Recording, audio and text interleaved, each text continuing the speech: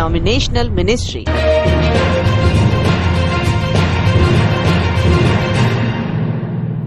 प्रभु यीशु के नाम में आप सभी को शालोम, प्रेज द लॉर्ड, जय मसीह की। यीशु द सेवियर मिनिस्ट्री और मैं प्रभु यीशु मसीह में आपका भाई जेम्स आप सभी का एक बार फिर से बहुत बहुत स्वागत और परमेश्वर का धन्यवाद करते हैं। मेरे प्यारे बहनों, आज का विषय है कि क्या एक मसीह विश्वासी जब 10वां अंश नहीं देता है तो क्या उसके जीवन में परमेश्वर का अभिशाप आ जाता है? क्या परमेश्वर का दंड उस पर आ जाता है? क्या उसका उद्धार नहीं होता? क्या वो नरक में डाला जाएगा? मेरे प्यारे बहनों, बहुत सारे प्रचारक और बहुत सारी कलीसियाओं में इस प्रकार का प्रचार किया जाता है। वो लोग कहते हैं कि अगर आप 10वां अंश नहीं दोगे परमेश्वर के भवन में तो आपके जीवन में परमेश्वर का श्राप आ जाएगा, परमेश्वर का अभिशाप आ जाएगा। मेरे प्यारे बहनों, आज हम पवित्र शास्त्र के अनुसार इस बात का बहुत अच्छे से अध्ययन करेंगे कि क्या 10वां अंश ना देने से एक मसीही विश्वासी के जीवन में परमेश्वर का अभिशाप या श्राप आ सकता है। मेरे प्यारे बहनों, यहाँ पर मैं आप लोगों को कतई तौर पर यह शिक्षा देने नहीं जा रहा कि आप लोगों को अपने अपने चर्चेस में या अपने अपनी कलीसिया में 10वां हिस्सा नहीं देना चाहिए या अपना दान 10वें हिस्से के हिसाब से नहीं निकालना चाहिए। मेरे प्यारे बहनों, यहाँ पर मैं आपको बताना चाहूंगा जो 10वां अंश है ये एक बहुत अच्छा पैटर्न है। ये बहुत अच्छा पैटर्न है यदि हम कलीसिया में दान देना चाहते हैं या हम किसी के विषय में अपने कमाई में से निकालना चाहते हैं तो एक बहुत अच्छा पैटर्न है। पौलुस कहते हैं पुराना नियम हमारे लिए शिक्षक है और पुराने नियम से हम बहुत सारी बातें सीख सकते हैं। जब हम गलातियों की पत्री उसके 3 अध्याय 24वें वचन में पढ़ते हैं तो यहाँ लिखा है, इसलिए व्यवस्था मसीह तक पहुंचने को हमारी शिक्षक हुई है कि हम विश्वास से धर्मी ठहरे। इस वचन को भी बड़े ध्यान से सुनिएगा कि हम विश्वास से धर्मी ठहरे और व्यवस्था प्रभु यीशु मसीह तक पहुंचने के लिए हमारी शिक्षक हुई है। और बहुत सारी बातों में पुराना नियम या व्यवस्था है वो हमारे लिए शिक्षक है। जब हम कुछ किसी बात में जानना चाहें कि हमें किस प्रकार से करना चाहिए तो हम वहां परमेश्वर की आज्ञाओं को देख सकते हैं। तो 10वां अंश भी उसमें एक बहुत अच्छा पैटर्न है। इब्राहिम ने भी हम देखते हैं मलिकसदेक याजक को 10वां अंश दिया है और परमेश्वर ने इस्राएलियों को भी 10वां अंश देने के लिए वहां पर उन्हें आज्ञा दी है। तो मेरे प्यारे बहनों, ये एक बहुत अच्छा पैटर्न है। अगर आप दे सकते हैं तो आप दीजिए, इसमें कोई गलत बात नहीं है। लेकिन बात यहाँ पर आती है कि क्या नहीं देने से अभिशाप आएगा? तो क्या हम परमेश्वर को अपनी कमाई में से 10वां हिस्सा नहीं देंगे तो क्या परमेश्वर हम पर अभिशाप डाल देगा या हमें नरक में डाल देगा? मेरे प्यारे बहनों, जब हम 2 कुरिन्थियों उसका 9वां अध्याय और उसके 7वें वचन को पढ़ते हैं, यहाँ लिखा है, हर एक जन जैसा मन में ठाने वैसा ही दान करे, न कुड़ कुड़ के और न दबाव से, क्योंकि परमेश्वर हर्ष से देने वालों से प्रेम रखता है। और 6ठे वचन में इसी 2 कुरिन्थियों 9वां अध्याय में लिखा है, परंतु बात तो यह है कि जो थोड़ा बोता है वह थोड़ा काटेगा भी और जो बहुत बोता है वह बहुत काटेगा। मेरे प्यारे बहनों, यहाँ पर हम देखते हैं कि परमेश्वर हर्ष से देने वालों से प्रसन्न होता है, ना कि दबाव से, ना कुड़कुड़ा कर। अगर हम ये कहेंगे कि नहीं आप 10वां अंश दीजिए, नहीं तो परमेश्वर आपके ऊपर श्राप डालेगा, तो ये तो दबाव हो गया ना, ये तो एक डर हो गया। एक तरीके से देखा जाए कि एक जो डकैत होता है, जो डाकू होता है, वो जब किसी के सर पर रिवॉल्वर लगा करके उससे मांगता है कि ये दे दो नहीं तो हम तुम्हें जान से मार देंगे। परमेश्वर ऐसे नहीं मांगता। मेरे प्यारे बहनों, जब हम पुराना नियम पढ़ते हैं तो जब परमेश्वर ने मूसा को यह आज्ञा दी कि मेरे लिए तू तंबू को बना, मेरे लिए तंबू को बना, तब परमेश्वर ने वहां पर यह कहा कि किसी से यह मत कहना कि तुम्हें जो है परमेश्वर के तंबू के लिए कुछ देना है, बल्कि जिसकी मर्जी हो, जिसको जो हर्ष से दे, जो खुशी से दे, केवल उसी से लेना। लेकिन 10वें हिस्से के लिए परमेश्वर ने इस्राएलियों को आज्ञा इसलिए दी थी क्योंकि परमेश्वर ने वहां लेवी गोत्र को, जो लेवी गोत्र 12 गोत्रों में से जो लेवी गोत्र था, उसको इस्राएल के देश में कोई भूमि नहीं देती खेती के लिए या किसी और बात के लिए, और वो केवल परमेश्वर के याजकीय कार्यों के लिए नियुक्त किए गए थे। तो उनके लिए ये 10वां हिस्सा ठहराया गया था।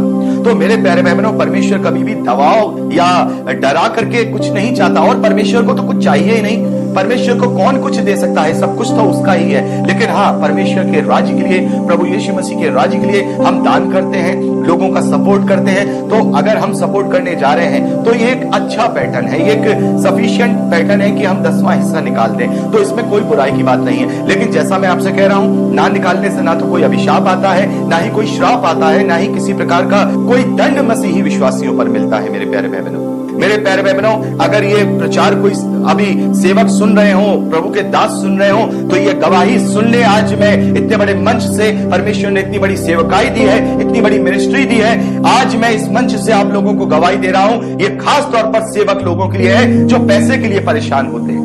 मैं जानता हूं कि सेवकाई में पैसे का बहुत बड़ा एक जो है इंपॉर्टेंट रोल होता है, लेकिन इसका मतलब ये नहीं कि हम लालची बन जाएं या हम लोगों के ऊपर दबाव डालना शुरू कर दें। मैं अपने विषय में बात करता हूं मेरे प्यारे भाई बहनों, बहुत ही बड़ी गवाही आज इतने बड़े मंच से आप लोगों को दे रहा हूं। शुरुआत में जब हमने अपनी सेवकाई को शुरू किया था, और ये बुलाहट के साथ था, बिना बुलाहट के नहीं था, बुलाहट के ही साथ था, लेकिन जब बुलाहट हुई तो फुल टाइम मिनिस्ट्री की हुई।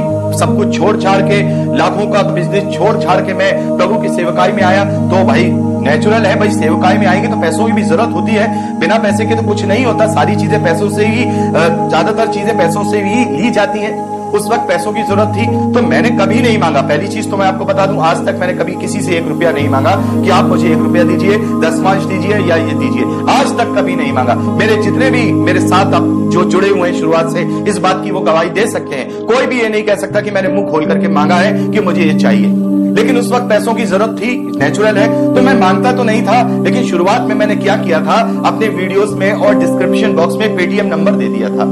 एक पेटीएम नंबर दे दिया था और वहां लिखा था यदि आप सहयोग करना चाहते हैं तो इस नंबर पर पेटीएम कर सकते हैं। ये सारी बातें मैंने लिखी।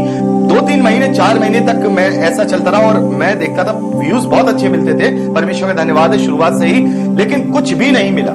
कुछ भी, एक भी YouTube से या कहीं से एक भी व्यक्ति ने उस नंबर को देख करके मुझे पैसा नहीं दिया। हाँ, कुछ एक ने कुछ थोड़ी बहुत 100-200 में से किसी एक ने, या हजारों में से किसी एक ने, 2 ने कभी थोड़ी बहुत ऑफरिंग कर दिया होगा, लेकिन नहीं मिला। तो मैंने कहा कि प्रभु तो फिर कैसे होगा, फिर कैसे होगा? तो प्रभु ने मेरे कॉन्शियस में कहा कि नहीं, तुम अपने ऊपर बुद्धिमान मत बनो। जब तूने मेरे ऊपर सब कुछ छोड़ा है तो अब सब कुछ मेरे ऊपर ही छोड़। अगर मैंने तेरी सेवकाई को रखा होगा तो मैं तेरी रोटी का भी इंतजाम कराऊंगा। प्रभु ने मेरे मन में डाला और मैंने उसी दिन से, आप देखेंगे पिछले 1-1.5 साल 2 साल से मैंने जो हमारे संदेश आते हैं उसमें कहीं आपको किसी पेटीएम, किसी अकाउंट नंबर या किसी का भी कोई डिस्क्रिप्शन नहीं मिलेगा। ना ही मैं अपने बाइबल स्टडी में जो मेरे साथ स्टडी करते हैं, या हम जो कहीं भी प्रीच करने जाते हैं, या हमारा ऑनलाइन या ऑफलाइन जो भी फिजिकल चर्च होता है, वहां भी कोई ऑफरिंग नहीं होती है। तो वहां मैंने हटा दिया। मैंने कहा प्रभु अगर तू कहेगा, तेरी मर्जी से होगी ये कलीसिया, तेरी मर्जी से होगी ये सेवकाई, तो तू इंतजाम कराएगा। मैंने सब बंद कर दिया। मांगता तो मैं पहले से ही नहीं था किसी से, लेकिन वो भी बंद कर दिया, वो भी लिखना। मैं आप लोगों को गवाही दे रहा हूं, जो दास और सेवक सुन रहे हैं, जो परमेश्वर की सेवकाई कर रहे हैं, उनके लिए ये गवाही है। उसके बाद से अद्भुत रीति से लोगों के सपोर्ट मेरे पास आने शुरू हो गए। हमारी जो सेवकाई है उसको आने शुरू हो गए अद्भुत रीति से। और ऐसे जिन्हें मैं जानता भी नहीं था, परमेश्वर ने उन्हें तैयार किया, उनके मन में डाला, और उन्होंने क्या किया, कॉल किया, कॉल करके बोला कि ब्रदर हम लोग प्रचार के लिए ये सहायता करना चाहते हैं। तो बिना कहे, बिना मांगे, बिना डिस्क्रिप्शन के परमेश्वर ने सारी बातों को पूरा किया। तो आप लोगों से भी मैं यही कहना चाहूंगा, ये गवाही आप सुन लीजिए कि अगर हम अपनी मर्जी से अपनी मर्जी से सेवकाई को चलाना चाहेंगे तो परमेश्वर हमें कभी भी सपोर्ट नहीं करेगा। और यदि अपना पूरा रिमोट कंट्रोल हमने परमेश्वर के हाथ में दे दिया तो हमें भूखा मरने नहीं देगा। वो हमारा इंतजाम कराएगा, क्योंकि हम उसके सहकर्मी हैं, हम उसके साथ काम कर रहे हैं। तो जैसे हम किसी बॉस के साथ काम करते हैं, तो क्या हमारा बॉस अगर वो दुनियावी रूप से अगर थोड़ा बहुत अच्छा होगा तो सही समय पर हमारा वो सैलरी वगैरह देगा? तो हम तो परमेश्वर के लिए कार्य कर रहे हैं, तो परमेश्वर तो हमारा अच्छे से अच्छा, बहुत अच्छा है। तो क्या वो अपने लोगों के लिए इंतजाम नहीं कराएगा? इसलिए मांगना छोड़ दीजिए, दबाव डालना छोड़ दीजिए, लोगों को उकसाना छोड़ दीजिए, नंबर लिखना छोड़ दीजिए। मैं आपसे गवाही दे रहा हूं कि जिस दिन से मैंने ये सब काम करने बंद किए, मांगता तो खैर मैं नहीं था, फिर कहूंगा कोई ये सोचे मांगता तो मैंने कभी जिंदगी में किसी से नहीं मांगा, लेकिन वो काम भी मैंने बंद किया। तो उसके बाद परमेश्वर ने अद्भुत रीति से पिछले 1 साल के अंदर कलीसियाई कामों को, चर्च को, और जो परमेश्वर के विस्तार के कार्य थे, राज्य के कार्य थे, उनमें बहुत ज्यादा परमेश्वर ने जो है सहयोग करवाया। और आगे भी परमेश्वर में मेरा विश्वास है कि जो दर्शन परमेश्वर ने हमें दिया है उसके लिए भी करवाएगा कि जो हम सोचते हैं कि परमेश्वर जिसके लिए तूने हमें बुलाया है, तो मुझे किसी से मांगने की जरूरत नहीं पड़ेगी, मुझे किसी से कहने की जरूरत नहीं पड़ेगी। बहुत बड़े बड़े काम हैं, बहुत बड़े काम, कोई छोटे मोटे काम नहीं, बड़े बड़े हमारी मिनिस्ट्री के काम पड़े हैं, लेकिन मुझे आज तक किसी से कहने की जरूरत ना पड़ी थी, ना पड़ेगी, ना आगे भी पड़ेगी। जब परमेश्वर को उससे करवाना होगा, क्योंकि अगर मैंने कोई बात रखी है, परमेश्वर ने मुझे दर्शन दिया,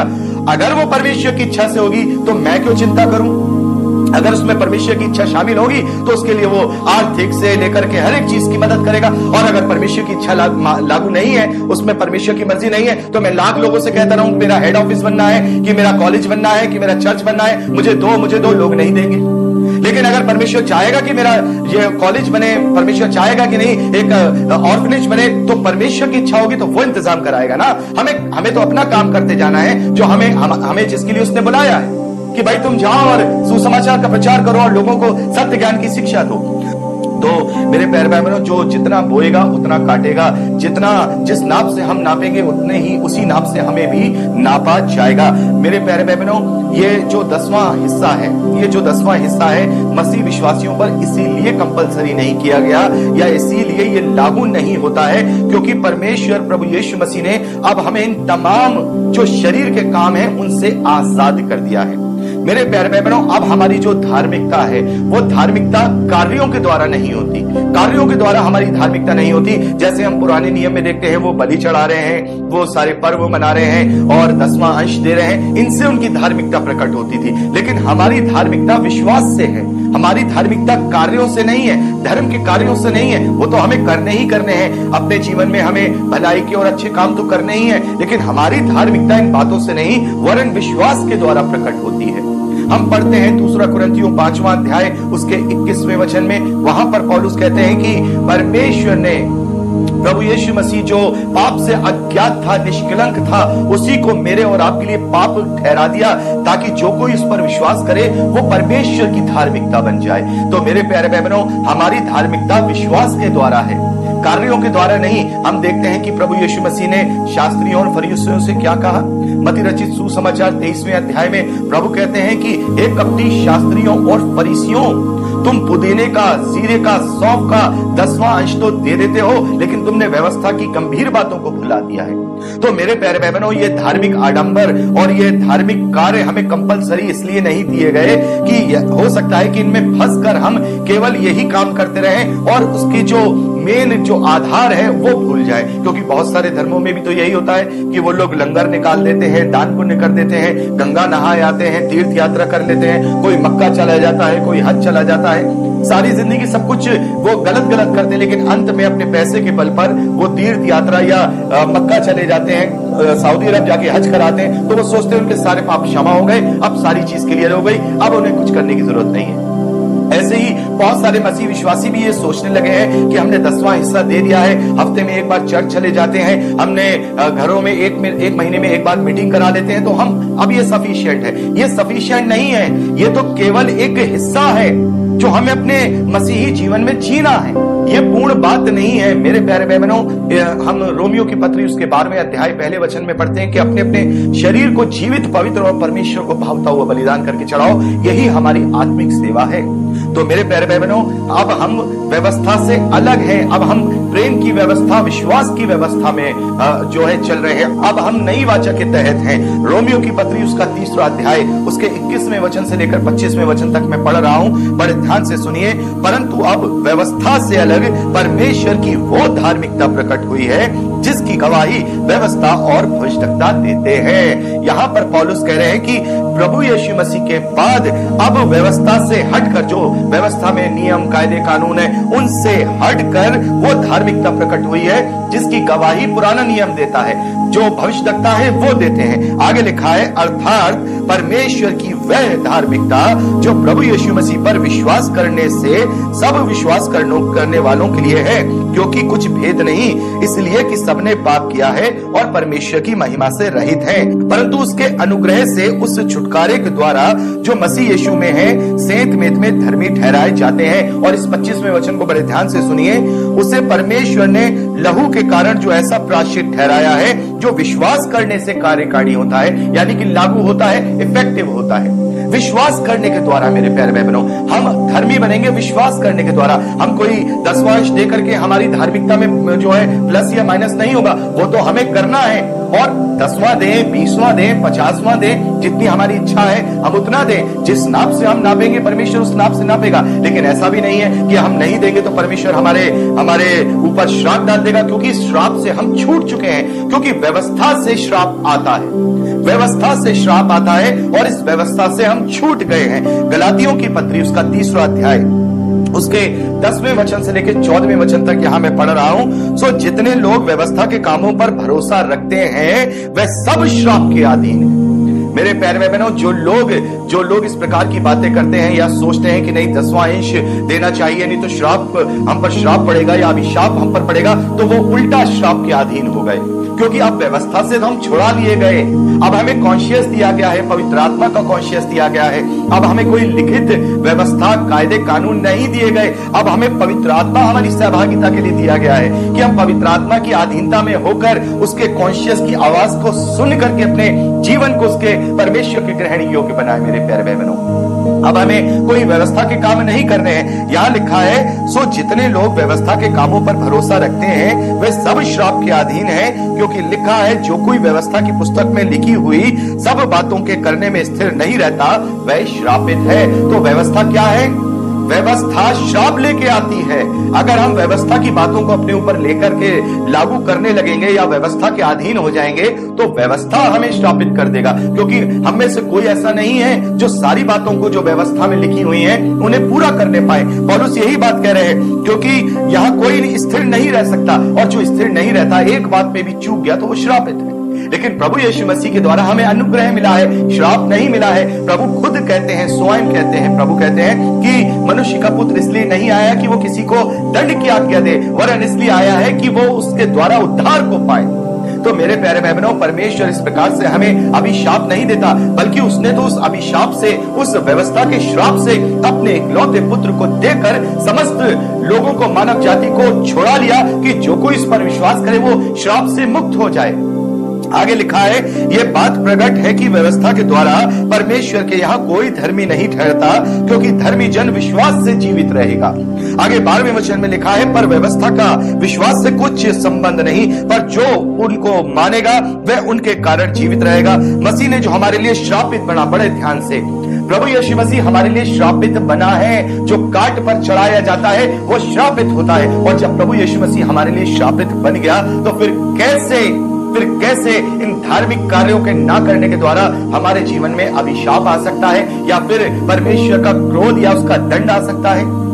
आगे लिखा है, मसीह ने जो हमारे लिए श्रापित बना हमें मोल लेकर, बड़े ध्यान से, व्यवस्था के श्राप से छुड़ाया, क्योंकि लिखा है जो कोई काट पर लटकाया जाता है वह श्रापित है। और प्रभु यीशु मसीह मेरे और आपके लिए श्रापित बन गया, ताकि व्यवस्था की जो विधियों के लेख थे वो अपने बलिदान के द्वारा मिटा डाले।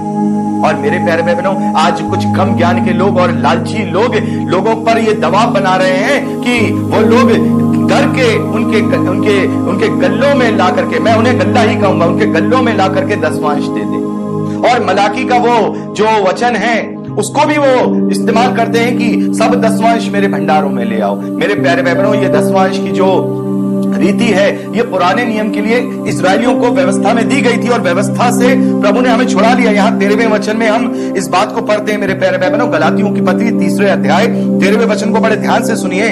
मसीह ने जो हमारे लिए श्रापित बना हमें मोल लेकर व्यवस्था के श्राप से छुड़ाया, क्योंकि लिखा है जो कोई काट पे लटकाया जाता है वह श्रापित है। आगे इसीलिए ये इसलिए हुआ कि इब्राहिम की आशीष प्रभु यीशु मसीह में अन्य जातियों तक पहुंचे, और हम विश्वास के द्वारा उस आत्मा को प्राप्त करें जिसकी प्रतिज्ञा हुई है। विश्वास के द्वारा। अब हमें इन सब बातों के द्वारा धार्मिकता को सिद्ध नहीं करना है। हाँ, हमें करना है, हमें प्रभु के कार्यों के लिए दान करना है। जैसा अगर हम नहीं करेंगे तो फिर कलीसियाओं में परमेश्वर के राज्य की स्थापना कैसे होगी, प्रचार का कार्य कैसे होगा, हमें करना है। लेकिन बड़े हर्ष के साथ, कोई दबाव के साथ नहीं, कोई कुड़कुड़ा के नहीं, किसी की गन या रिवॉल्वर की नोक पर नहीं, बल्कि अपने हृदय से यह सोच करके हम जितना प्रभु के लिए करेंगे अपने धन से, अपने मन से, अपने तन से, उतना ही प्रतिफल उसी नाप से हमें नापा जाएगा। लेकिन कोई ये सोचे कि नहीं देना ही देना है, मैं अपने बच्चे की फीस काट दूं और मैं दसवांश दूं, नहीं तो परमेश्वर मुझे क्रोध करेगा या परमेश्वर मुझ पर दंड की आज्ञा देगा। नहीं, वहां पर भी पाप हो जाएगा अगर हम अपने बच्चों की अधिकार को मार कर परमेश्वर को के लिए कुछ ले जाएंगे। आपने वो बात नहीं सुनी, प्रभु कहते हैं मत्ती रचित सुसमाचार में 15वें अध्याय में कि परंपराओं का पालन करने की वजह से लोग मूल बातों से फिर जाते हैं। जो बात माता पिता के सेवा में लग सकती थी वो परमेश्वर के भवन में चढ़ाए जाते। तो प्रभु ने इन बातों के लिए नहीं कहा है, लेकिन प्रभु ने यह भी कहा है कि जिस नाप से तुम नापोगे उसी नाप से तुम्हें भी नापा जाएगा। तो हमें करना है, हमें हर्ष के साथ करना है, क्योंकि परमेश्वर हर्ष से, खुशी से, आनंद के साथ देने वालों से प्रसन्न होता है। तो मेरे प्यारे बहनों, अब हम किसी भी रीति से व्यवस्था के अधीन नहीं है। तो ये श्राप व्यवस्था का था, तो अब ये श्राप हम पर नहीं लगेगा। बहुत सारे लोग जो है ना, व्यवस्था विवरण उसके 26वें अध्याय को कोट करते हुए लोगों से कहते हैं कि देखिए कितने सारे श्राप हैं। वो श्राप मेरे और आपके लिए नहीं है, मेरे और आपके लिए वो श्राप नहीं है, वो व्यवस्था का पालन करने वाले इस्राएलियों के लिए वो श्राप और जो वरदान थे। मेरे और आपके लिए तो केवल पापों से छुटकारा है। और पहला कुरिन्थियों 12वें अध्याय में आज आत्मा का प्रकाश जो पवित्र आत्मा के वरदान है वो है। अब हम पर अभिशाप नहीं है। मसीह विश्वासी, अगर कोई ये कह दे कि किसी मसीह विश्वासी पर अभिशाप आ जाएगा या श्राप आ जाएगा, तो वो मसीह की उस क्रूस को व्यर्थ ठहरा देगा। वो बात अलग है, जो मसीह ना हो तो परमेश्वर उनका न्याय करेगा। यहां पर बात मसीही विश्वासियों की हो रही है, जो मसीही विश्वासी हैं। मेरे प्यारे भाई बहनों, गलातियों की पत्री उसके 4थे अध्याय उसके 6ठे वचन से लेकर 11वें वचन तक लिखा है, और तुम जो पुत्र हो इसलिए परमेश्वर ने अपने पुत्र के आत्मा को जो है अब्बा हे पिता कहकर पुकारता है हमारे हृदय में भेजा है। इसलिए अब तुम दास नहीं परंतु पुत्र हो, और जब पुत्र हुआ तो परमेश्वर के द्वारा वारिस भी हुए। भला अब तो तुम परमेश्वर को ना जानकर उसके दास थे, जो स्वभाव से परमेश्वर नहीं, पर अब जो तुमने परमेश्वर को पहचान लिया है, बड़े ध्यान से, पर अब जो तुमने परमेश्वर को पहचान लिया है, वरन परमेश्वर ने तुमको पहचाना, तो उन निर्बल और निकम्मी आदि शिक्षाओं की बातों की ओर क्यों फिरते हो, जिनके द्वारा तुम दोबारा दास होना चाहते हो।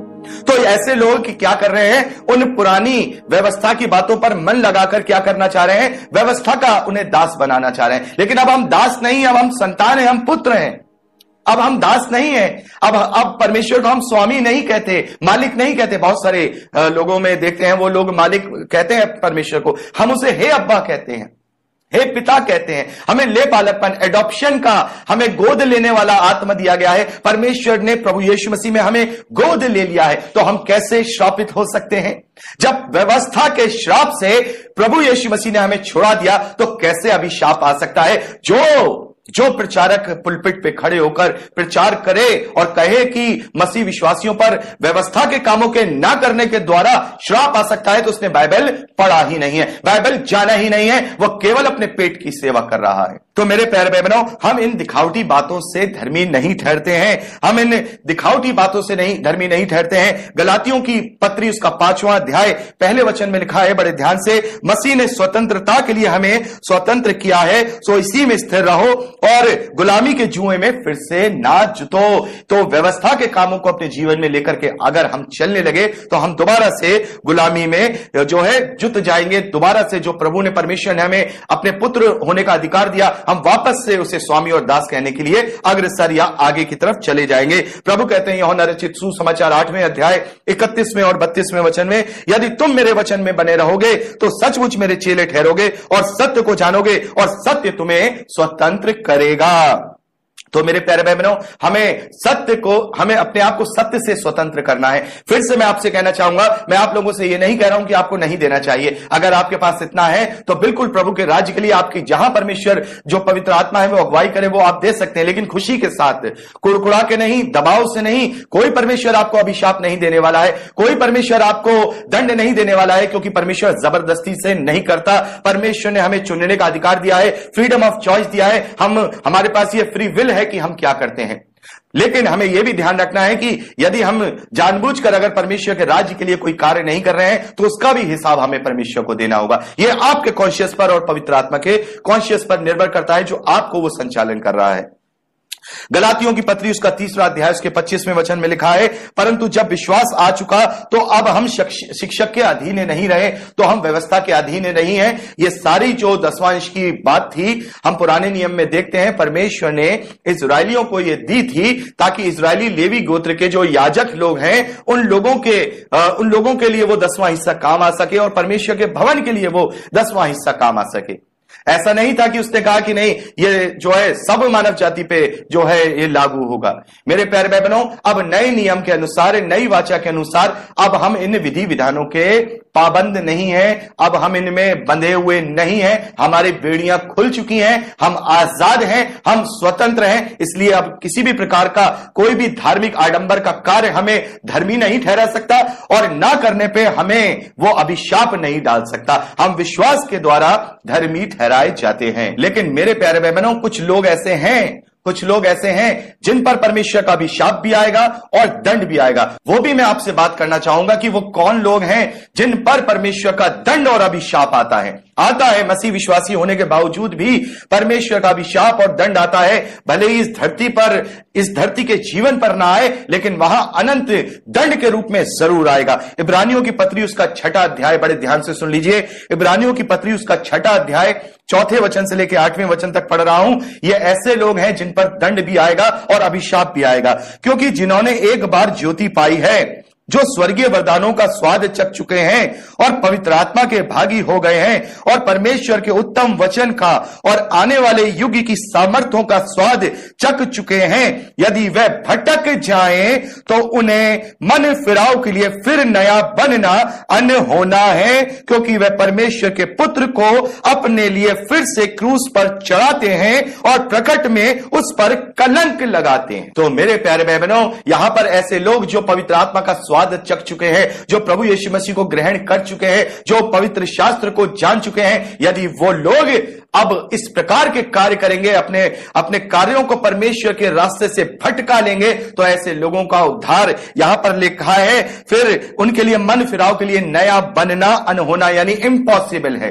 और ऐसे लोग जो प्रभु का स्वाद चखने के बाद अपने हाथ को हल पर रखने के बाद पीछे की तरफ देखते हैं, ऐसे लोग मेरे प्यारे भाई बहनों परमेश्वर के राज्य के लिए योग्य नहीं है। प्रभु कहते हैं, और वो लोग प्रभु को बार बार क्रूस पर चढ़ाते हैं और प्रकट पर उस पर कलंक लगाते हैं, तो ऐसे लोगों पर 100% मेरे प्यारे भाई बहनों परमेश्वर का अभिशाप पड़ेगा। इस धरती पर नहीं पड़े, हो सकता है कि ना पड़े, लेकिन अनंत जीवन में जब न्याय की प्रक्रिया की जाएगी तो परमेश्वर उन्हें किसी भी हालत में नहीं छोड़ेगा। दूसरा पत्रस उसका 2 अध्याय 1 वचन से लेकर 3 वचन तक, और जिस प्रकार उन लोगों में झूठे भविष्यवक्ता थे, उसी प्रकार तुम में भी झूठे उपदेशक होंगे, जो नाश करने वाले पाखंड का उद्घाटन छिप छिप के करेंगे और उस स्वामी का जिसने उन्हें मोल लिया है इनकार करेंगे और अपने आप को शीघ्र विनाश में डाल देंगे, और बहुतरे उनकी नाई लुच्चपन करेंगे, जिनके कारण सत्य के मार्ग की निंदा की जाएगी। और आज ऐसे लोगों के कारण जो व्यवस्था की बातों को लाकर अपने लाभ का कारण बना रहे हैं और बेकार बेकार की बातें कर रहे हैं, उनके कारण आज सत्य के मार्ग की निंदा की जा रही है। और आगे लिखा है, और वे लोभ के लिए बातें गढ़कर तुम्हें अपने लाभ का कारण बनाएंगे, और जो दंड की आज्ञा उन पर पहले से हो चुकी है, उसके आने में अब कोई देर नहीं है। और जब प्रभु यीशु मसीह आएगा तो उनका प्रतिफल भी उनके लिए लेकर के आएगा। तो ऐसे लोगों पर अभिशाप आएगा जो परमेश्वर के वचन को पलट रहे हैं। ऐसे लोगों पर अभिशाप आएगा जो लोगों को गलत शिक्षाएं दे रहे हैं। ऐसे लोगों पर अभिशाप आएगा जिन्होंने पवित्र आत्मा की छाप को पाने के बाद भी शैतान जैसे काम किए हैं या परमेश्वर प्रभु यीशु मसीह का विरोध किया है। गलतियां तो होती हैं, गलती और पाप के विषय में बात नहीं कर रहा हूं, क्योंकि हम भाई गलतियों का पुतला है, हम मनुष्य गलतियां करते हैं, लेकिन जो जानबूझकर परमेश्वर के वचन को जानने के बावजूद भी पवित्र आत्मा को शोकित करता है, उस पर अभिशाप आता है, उस पर दंड आता है। तो मेरे प्यारे भाई बहनों, एक भी मसीह विश्वासी पर किसी भी प्रकार से अगर वो कोई गलती कर देता है या वो पाप में पड़ जाता है तो उस पर अभिशाप नहीं आता, क्योंकि प्रभु यीशु मसीह ने हमें पापों से छुटकारा दिया है। यदि हम सच्चा पश्चाताप करते हैं, अंगीकार करते हैं और पवित्र आत्मा की अधीनता स्वीकार करते हैं, तो तुरंत उसी घड़ी से परमेश्वर हमारे पापों को क्षमा भी करता है और नए सिरे से हमें एक नया जीवन भी देता है। तो मेरे प्यारे भाई बहनों, किसी भी प्रकार से कोई भी धार्मिक आडंबर ना करने के द्वारा, जिसमें 10वां अंश भी शामिल है, ना करने के द्वारा अभिशाप कतई तौर पर नहीं आता है, क्योंकि अब प्रभु ने श्रापित होकर के हमें उस श्राप से छुड़ा लिया है, तो फिर कैसे हम पर श्राप आ सकता है। लेकिन फिर भी हमें कलीसियाओं के विषय में सोचना है, हमें प्रचारकों के विषय में सोचना है और उन मिनिस्ट्रीज के विषय में सोचना है जो प्रभु के राज्य का विस्तार कर रही हैं। मैं आपको बताना चाहूंगा, किसी को भी दान देने से पहले, चाहे वो आपका चर्च हो, चाहे वो बड़ी कलीसिया हो, चाहे बड़ी मिनिस्ट्री हो, किसी को भी दान देने से पहले आपको उस प्रचारक का मोटिव देखना है, उसकी मंशा देखनी है कि वो किस मंशा के साथ प्रचार कर रहा है, उसकी बुलाहट क्या है, उसका कार्य क्या है। क्या वो सही मायने में अपनी बुलाहट के अनुसार कर रहा है या फिर केवल अपनी जेब को भरने की कोशिश कर रहा है। क्योंकि बहुत बार देखते हैं कि बहुत अच्छे अच्छे प्रचारक तो होते हैं, लेकिन उनके मोटिव गलत होते हैं, उनकी मंशा सही नहीं होती, वो काम कुछ नहीं करते हैं, लेकिन लोगों को केवल इस बात को कहते हैं कि आप हमें सपोर्ट करिए, हमें ये बनवाना है, हमें वो बनवाना है। ऐसे लोगों को भी सपोर्ट नहीं करना है, क्योंकि मेरे प्यारे भाई बहनों, जब परमेश्वर वो ये कहें कि हम ये करने जा रहे हैं, हम ये करने जा रहे हैं, तो परमेश्वर दूसरे लोगों के मन में ये बात डाल देगा कि भाई ये करने जा रहे हैं तो हम भी सहयोग कर दे। लेकिन ये कहना कि हम ये चीज करने जा रहे हैं, आप हमें सपोर्ट करिए, अगर आत्मा आपको अगुवाई करता है, तो ये कहीं ना कहीं सही बात नहीं होगी। परमेश्वर पर भरोसा रखें, परमेश्वर पर भरोसा रखने वाले ही हमेशा परमेश्वर के द्वारा जो उसकी इच्छा होती है वो अपने जीवन से पूरी करते हैं। तो मेरे प्यारे भाई बहनों, आज के लिए इतना ही। मैं विश्वास करता हूं, मेरी आशा है कि आपको ये कॉन्सेप्ट अच्छे से समझ में आया होगा। परमेश्वर, और एक और बात हम यहां सीखते हैं कि किसी भी गलती के द्वारा या किसी भी पाप के द्वारा हम पर अभिशाप नहीं आता, क्योंकि अब हम अभिशाप से छूट चुके हैं। मसीह विश्वासियों को श्राप के लिए नहीं वरन अनंत जीवन के लिए ठहराया गया है। परमेश्वर ने हमें क्रोध के लिए नहीं वरन उद्धार के लिए ठहराया है। तो आज आप अच्छे से इस बात को समझने पाए होंगे। और मेरे प्यारे भाई बहनों, अगर आपको यह संदेश अच्छा लगा है और आप चाहते हैं कि और दूसरे भाई बहनों तक ये बातें पहुंचे ताकि वो भरमाए जाने से बचें, तो आप इसे ज्यादा से ज्यादा शेयर करिए। फेसबुक पे शेयर करिए, आप जो भी आपका अगर टेलीग्राम पर है, वहां व्हाट्सएप है, वहां पर शेयर करिए।